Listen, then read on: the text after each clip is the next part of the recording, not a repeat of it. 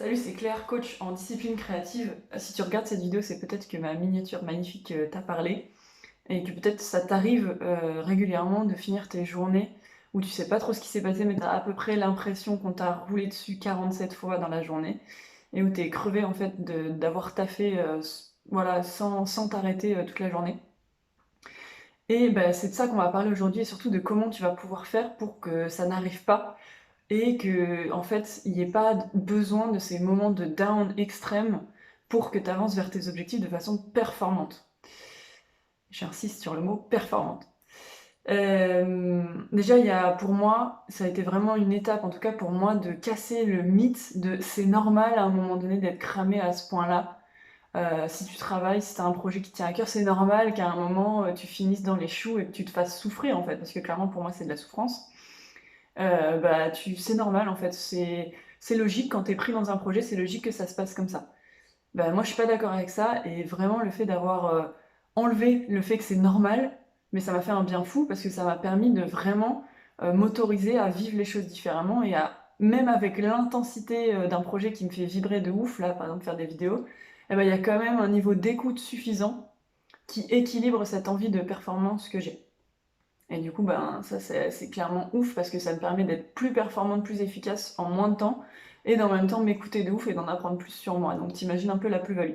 Donc, déjà, casser la normalité de c'est normal de finir cramé à un moment donné. Bah, non, en fait, c'est pas normal. Du coup, le premier point là, ça va être les causes possibles que tu remarques facilement en fait dans ton quotidien de ce qui t'amène à ce genre de situation, comme ma magnifique miniature. Du coup, moi, les causes que j'ai pu voir et qui sont relativement en surface, c'est que tu as peut-être pas de cadre précis du temps que tu passes sur ton activité ou sur ton projet, tes projets, et qu'il y a peut-être pas de cadre sur ce que tu fais du temps que tu passes à travailler. Peut-être que des fois, tu es quelqu'un qui s'inspire, mais que tu le comptes pas dans ton temps de travail, mais du coup, c'est du temps qui vient aussi dans ta journée. Et bah, du coup, c'est un temps qui, s'il n'est pas compté comme du travail, tu as l'impression que tu pas bossé. Du coup, en conséquence, tu bosses plus sans te rendre compte que du coup, ça te fait un timing démesuré de travail dans ta journée. C'est un exemple. Soit tu as trop de projets, ou en tout cas, tu as la sensation qu'il y a trop de projets et trop de tâches à faire en même temps. Et du coup, bah, ça, on peut parler d'une mauvaise évaluation de ta productivité, c'est-à-dire que tu es en mode, tu surévalues ce que tu peux faire en une journée, et du coup, bah, forcément, du coup, tu t'arrêtes pas de travailler tant que t'as pas atteint des objectifs, mais comme ils sont démesurément au-dessus d'une capacité d'humain normal de productivité, bah, c'est décevant. Enfin bref, je reviendrai là-dessus après. Mais en tout cas, trop de projets et trop de tâches à faire, c'est peut-être une sensation que tu connais. Ça peut être aussi qu'il n'y a pas de priorité claire, c'est-à-dire quelle tâche est prioritaire par rapport à une autre, quel projet est prioritaire par rapport à une autre, à quel moment de la semaine tel projet est plus prioritaire qu'un autre, etc., etc. Euh, et ça avait une cause possible, en tout cas celle que je remarque le plus moi, c'est chez mes clients, c'est qu'il n'y a pas de conscience en fait que tu arrives à un état de surchauffe. C'est-à-dire que bah, il y a vraiment un temps de travail où il y a une intensité dans le focus, et puis d'un coup, boum, il y a une surchauffe, et entre guillemets, tu l'as pas vu venir. Donc ça, c'est ce que moi j'ai pu observer. Et du coup, tu te retrouves avec un mal de crâne ou des paillettes devant les yeux, des trucs, ou en tout cas, tu es fatigué, il y a une lourdeur qui s'installe. Donc ça, c'est un peu les symptômes visibles de l'iceberg. Maintenant, on va s'attaquer aux causes cachées, qui sont plus fines et plus rigolotes, pour moi en tout cas. Euh, et tu vas voir qu'elles sont en lien avec les causes qui sont visibles, mais qu'elles sont un peu sous-jacentes à ces causes visibles-là. Du coup, ça c'est des causes que tu peux regarder chez toi et voir, tiens, est-ce que ça résonne pour toi et est-ce que tu peux changer des choses dès maintenant avec ça.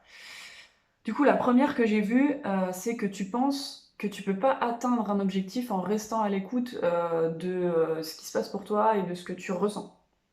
C'est-à-dire qu'il y a tu mets en opposition le fait d'être performante ou performant et le fait de t'écouter. C'est-à-dire que le niveau d'écoute ne peut pas être allié à la performance et la performance ne peut pas être alliée à un niveau d'écoute. Donc en gros, c'est soit tu t'écoutes et tu te reposes pendant 5 jours parce que tu en as besoin, soit tu es performant et du coup tu te reposes pas, mais par contre tu abats du travail.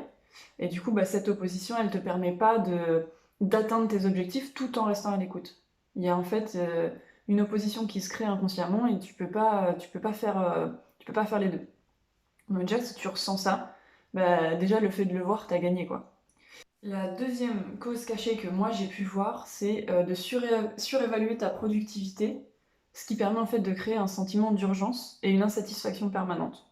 Donc ça, c'est un système qui tourne bien, c'est-à-dire que par exemple, tu commences ta journée, tu te mets 15 tâches ou tu te dis ce soir, je vais prendre un exemple pourri, ce soir j'aurais fait 15 puzzles de 1000 pièces. Ou parfois tu te le dis même pas consciemment, c'est-à-dire que ça reste vraiment inconscient, c'est pas du tout posé dans la matière, mais inconsciemment il y a ce sentiment que tu dois abattre une quantité de travail démesurée dans la journée. Et ça permet quoi? Ben, comme ça, si tu y arrives, ben, t'y arrives, mais tu souffres parce que t'es cramé un peu comme ma miniature. Et si t'y arrives pas, ben, c'est bien, tu te déçois, et puis tu continues de réalimenter l'urgence que le lendemain, il va falloir faire encore plus pour rattraper cette déception, pour rattraper ce retard que tu as la sensation de prendre. Donc ça part du fait que ben, inconsciemment, tu as des attentes démesurées sur ta capacité à être productif ou productive. Et la troisième cause cachée que j'ai vue, c'est tu mets un enjeu démesuré sur la performance à atteindre, donc l'objectif que tu t'es fixé, 15 puzzles par exemple, sans regarder la façon idéale pour toi de l'atteindre. Et du coup là, l'invitation c'est, ok, bah, si tu as tes objectifs qui sont clairs, bah déjà c'est cool, mais regarde aussi la façon dont toi, avec ce que tu es maintenant, avec ton contexte familial, ton contexte de travail, le contexte actuel, ton état de fatigue, ton état d'énergie, ben, c'est quoi la façon idéale pour toi d'atteindre cet objectif-là?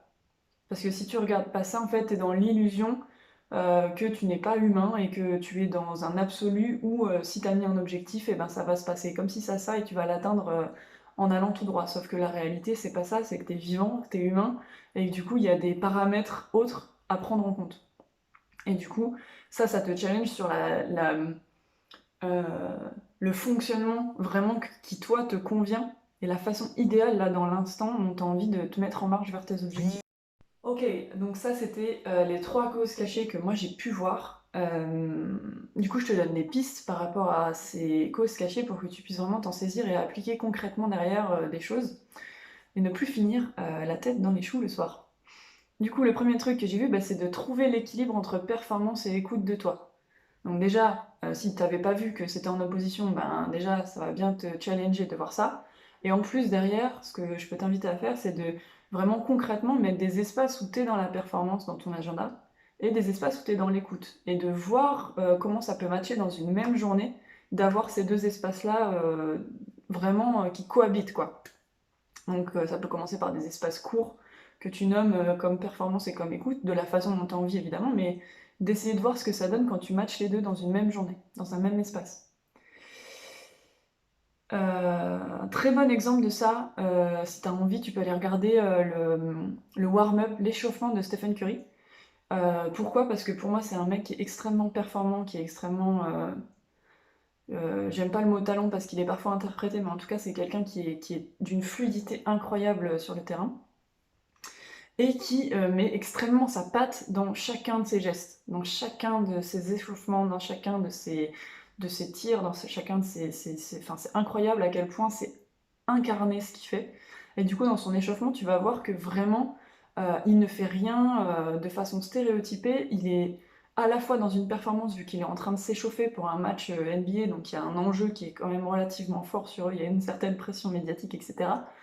Et que la façon dont il s'échauffe est extrêmement goûtu, et c'est une façon de s'échauffer qui lui ressemble démesurément. Donc il y a une écoute de lui qui est juste démesurée, et en même temps de la perf. Donc si ça peut t'inspirer, tu peux aller checker ça sur YouTube, tu vas facilement trouver. Tu peux aussi te demander qui est-ce qui est aux commandes quand tu te crames. Donc ça, c'est un peu plus pour regarder, tiens, à qui tu donnes, enfin à quelle partie de toi là tu donnes le pouvoir quand tu finis par te cramer. Donc ça, c'est juste une question qui est ouverte et à toi de voir si tu as envie d'y répondre. Donc qui est aux commandes quand tu te crames, sachant qu'il y a bien quelqu'un qui pilote l'avion quand même. Ensuite, tu peux challenger tout ce qui dépend de toi dans tes objectifs, parce que s'il y a un sentiment de devoir faire beaucoup, est-ce que c'est aussi parce qu'il y a des choses qui dépendent pas de toi et sur lesquelles t'as pas mis le nez en fait, que t'as peut-être pas vu, et du coup bah, tu te mets une pression dingue alors que ça dépend pas de toi. Ça peut être un sujet.